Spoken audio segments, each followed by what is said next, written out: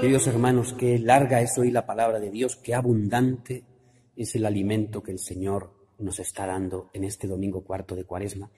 Seguro que lo habéis escuchado a través de la televisión. Yo solamente voy a detenerme en algunas cosas. Primero, y resaltando algunas frases que me han llamado la atención y luego haciendo una pequeña explicación. Lo primero, estas palabras de Dios a Samuel cuando escoge al hermano mayor por su apariencia y le responde Dios a Samuel. No se trata de lo que vean los hombres, pues el hombre mira a los ojos, mas el Señor mira el corazón. El Señor quiere que quitemos de nuestra mente, de nuestro delante, que quitemos esa mirada puramente humana, esa mirada superficial, esa mirada que está basada en lo que nuestros ojos ven, en la apariencia, pero que no ven de verdad. Están ciegos, porque Dios mira el corazón, porque hay una mirada mucho más profunda, que es la mirada de la fe, que mira la realidad en toda su plenitud. Esta invitación que nos hace, por tanto, la primera lectura. Y luego el Evangelio, que nos habla precisamente de un ciego, y de un ciego de nacimiento. Y fijaros la pregunta que le hacen los discípulos: ¿quién pecó, este o sus padres, para que naciera ciego? Y Jesús les responde: ni este ni sus padres, sino para que se manifiesten en él las obras de Dios. Dios quiere apartar de la manera de pensar de sus discípulos que el mal que está viniendo, el mal que tiene esa persona, es fruto del pecado de sus padres, de sus propios padres o de él. Es verdad que el pecado y la muerte es fruto del pecado. O sea, la muerte, la enfermedad es fruto del pecado, pero no tiene por qué ser mi pecado, mi muerte. A veces sí, pero otras veces sufrimos las consecuencias del pecado de otros. Es así. Y entonces Jesús les dice: quitaros esa mentalidad de la cabeza. Pero además, no solamente no es culpable sus padres o él de que él esté ciego, de que vengan estas circunstancias, sino que son para que se manifieste las obras de Dios. Nosotros nos podríamos preguntar: ¿y todo esto que nos está pasando a nivel mundial, a nivel más de nuestro pueblo, familiar, personal, es culpa de...? Y Dios nos dice: no empecéis a entrar en eso porque no va a ningún sitio. Lo que tenemos que pensar es qué obras quiere manifestar Dios. Dios quiere manifestar sus obras a través de esta circunstancia, fruto del pecado, eso sí, pero en las que Dios quiere manifestar su gloria.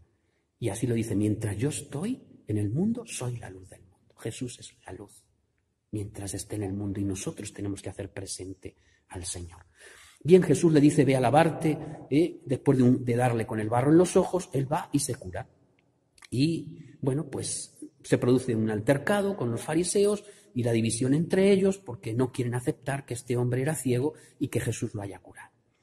Y por fin los fariseos no aceptan las lecciones que el que había sido ciego les está dando de que tiene que ser el Mesías o algo parecido, y entonces no admiten lecciones y lo expulsan de la sinagoga. Bien, pues Jesús, como lo habían expulsado, lo oyó y se lo encontró y le dijo, y esto es lo que voy a comentar: ¿crees tú en el Hijo del Hombre? Y él le contestó: ¿y quién es, Señor, para que yo crea en él? Jesús le dijo: lo estás viendo, el que te está hablando, ese es. Y él dijo: creo, Señor, y se postró ante él. Este trozo del Evangelio es el que quiero comentar. ¿Crees tú en el Hijo del Hombre? Esa pregunta se le hace al ciego, al que era ciego, perdón, y esa pregunta se nos hace a nosotros. ¿Crees tú en el Hijo del Hombre? Lo que estamos viendo está poniendo en juego nuestra fe. Todo esto que estamos viviendo está poniendo en juego nuestra fe. No solo nuestras habilidades, nuestro aguante, nuestra fortaleza psicológica, nuestros valores fundamentales, el sentido de nuestra vida, la familia, la enfermedad, la vida o la muerte, el sentido de todo esto, sino que está poniendo en juego nuestra fe. Y aquí es donde nos preguntamos nosotros: ¿crees tú en el Hijo del Hombre? Y nos preguntamos: sí. ¿Quién es Dios para ti? ¿Quién es Dios, la Virgen, los santos? ¿Son un amuleto? ¿Un amuleto que ponemos en un sitio para defendernos de las cosas malas? como una piedra que dicen que absorbe energías negativas. Es Dios una energía que nos trasciende, que me lleva al nirvana o a un estado de dominio de mí mismo donde no me puede hacer daño nada, donde me hace insensible al sufrimiento. Es Dios un bombero que está bien que esté ahí y creo que está ahí y que solo reclamo cuando necesito una emergencia. Y encima me permito juzgarlo, porque como es todopoderoso y dicen que es bueno, pues lo tiene que hacer todo cuando yo quiera y como yo quiera. Como nosotros muchas veces esperamos quizá de los bomberos, que nos salven la vida y encima que no nos estropeen la casa. Y si lo hacen, somos hasta capaces de pedirles daños y perjuicios. ¿Verdad que es ridículo? Pues así a veces pensamos nosotros que es Dios. Un bombero. ¿Quién es Dios? Quizá Dios sea alguien. ¿Es alguien que me ama, que me he creado con amor y para algo, y que por eso me conoce totalmente y sabe todos mis mecanismos y lo que es bueno para mí? Que respeta mi libertad, que está a mi lado siempre y camina conmigo, que participa de mi vida, lo que me sucede, éxitos y fracasos, lo que siento, aunque no esté de acuerdo con las decisiones que tomamos y los sufrimientos que causamos, pero que está dispuesto a cargar con ello y por eso se hizo carne, se hizo hombre para salir a nuestro encuentro, para mostrar que no es indiferente, que le importa nuestra vida, para mostrarnos el verdadero camino de la vida, para dar luz a nuestros ojos cerrados como el ciego o en oscuridad por la soberbia, la autosuficiencia como los fariseos o por el pecado que nos tiene debilitado nuestra voluntad, nuestro entendimiento y libertad. Que se ha hecho carne para mostrar nuestro verdadero fin y destino, capacitándonos con su gracia y venciendo el pecado y la muerte que nosotros por nuestras propias fuerzas no somos capaces. Por eso el Evangelio de hoy nos pregunta, ¿crees tú en el Hijo del Hombre?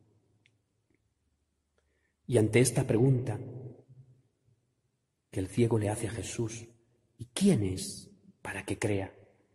Jesús le responde, lo estás viendo, el que te está hablando. ¿Quién es Dios? El que te está hablando estos días, el que te está haciendo signos, el que está haciendo signos en ti o en personas de tu casa o de tu alrededor o conocidos, aunque a veces no los queramos reconocer, como los fariseos no querían reconocer aquel signo de aquel ciego de nacimiento que estaba viendo. Él es el que te está hablando a través de las circunstancias, a través de su palabra, en la oración en familia o a través de un WhatsApp o de esa imagen que tienes en casa que te recuerda que Él está entre nosotros o la banderola que has puesto en el balcón de tu casa.